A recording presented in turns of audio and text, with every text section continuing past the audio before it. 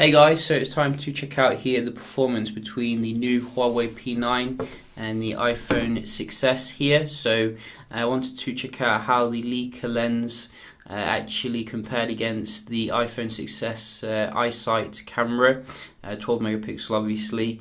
Very interested to check out the monochrome performance. So we can just boot them both on here at the same time and see how they come on here. So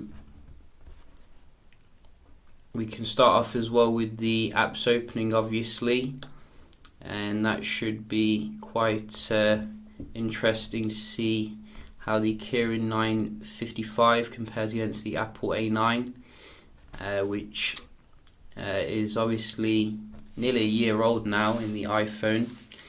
But you can see the iPhone still does boot on first here, which is very good. We can just open up some apps and see how they compare. You can see everything should be closed down here. So just start with the dialer.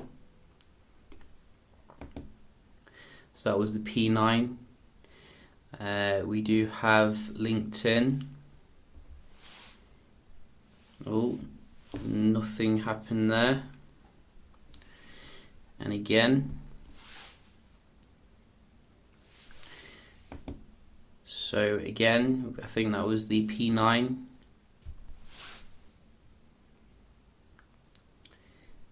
And Uber seems to be a little bit slow on Android phones. You can see this is the iPhone by a mile there. I'm not really sure why it's so slow. A little bit faster on the iPhone this time. iPhone's catching up.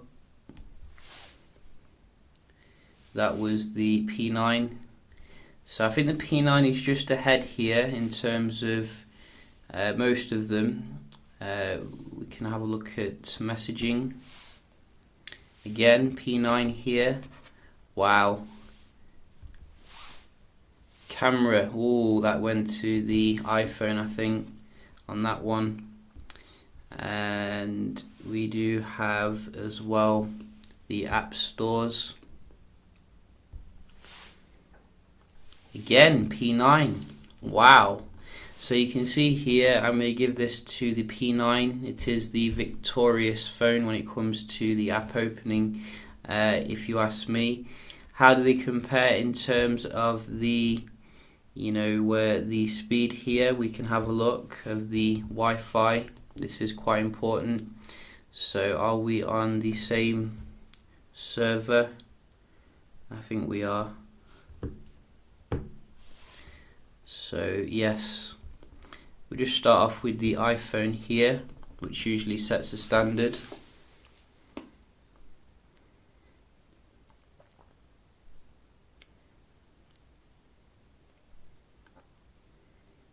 As you can see, it's not messing around tonight. Very nice and fast.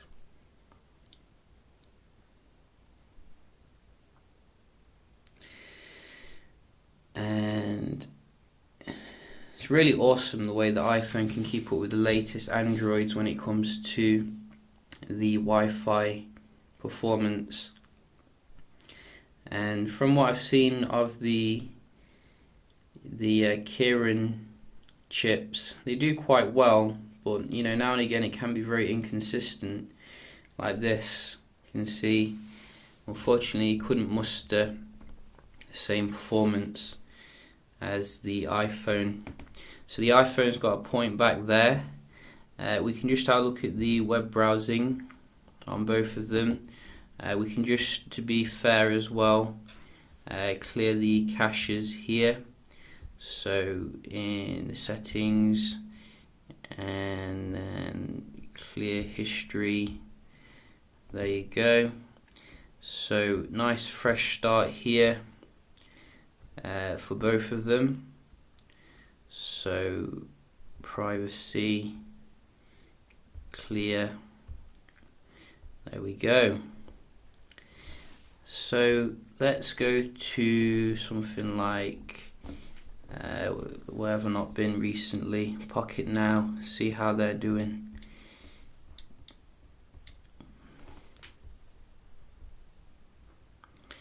So pocket now.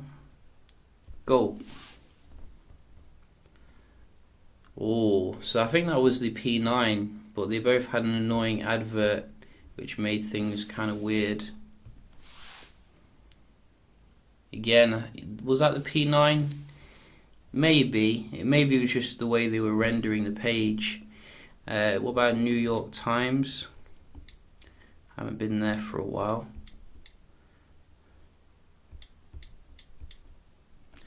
So New York, there we go. Go. I think that was the iPhone then, but only just. So that was probably the P9 with the picture coming up. Go. And again, P9, I did see that. Let's go to a common one, GSM Arena. Go.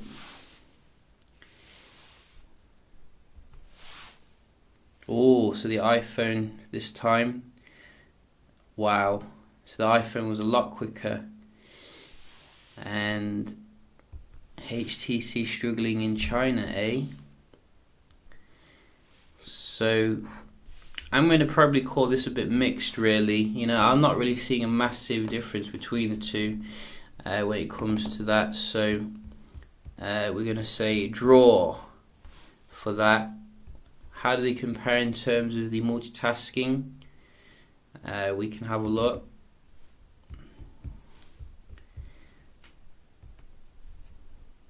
Wow, no difference. Fast, fluid, and gorgeous on both of them. Can see.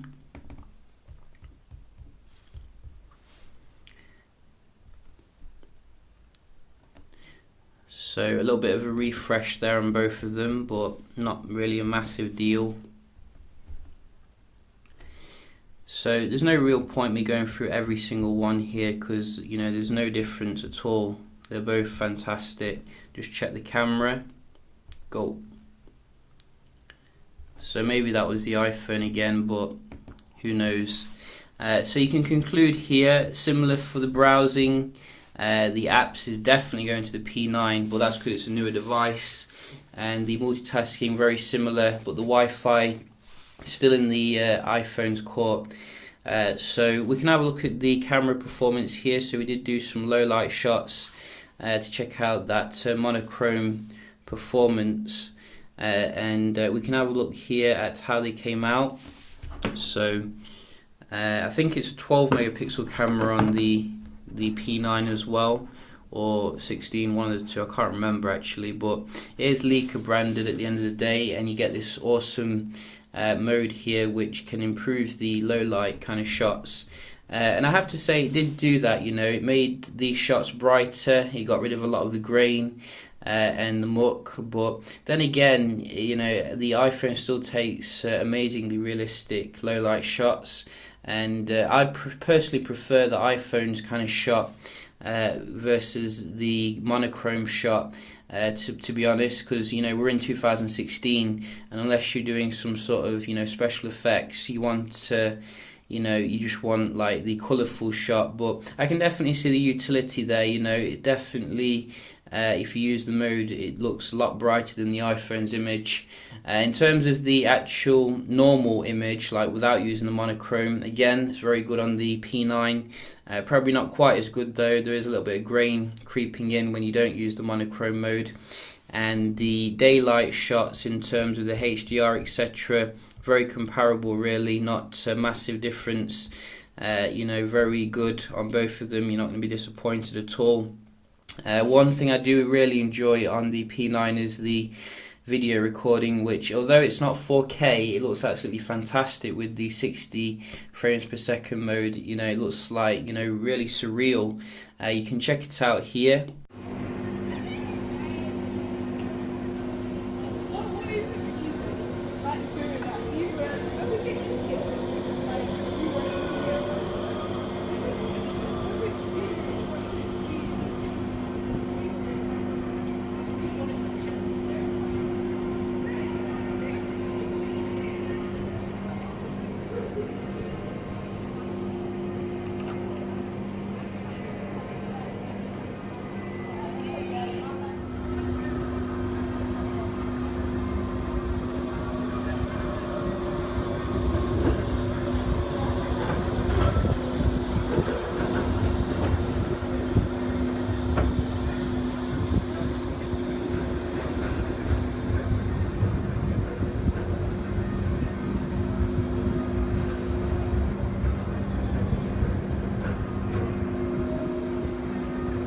So you can see there the video recording is absolutely fantastic. Don't worry about the fact it doesn't do 4K, although it would be nice. It is a high-end phone. I think that Huawei need to look into that for the next one.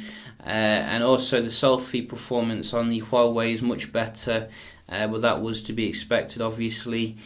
So yeah, what can you say here? I think that Huawei's brought an amazing phone to the market, which is very competitive to the iPhone here, which is competitive in terms of the build quality.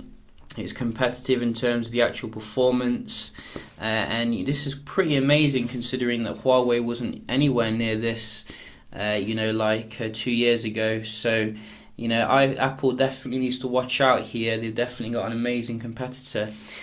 So yeah, just a quick comparison here. Hope you found it helpful, and I'll see you with the next one.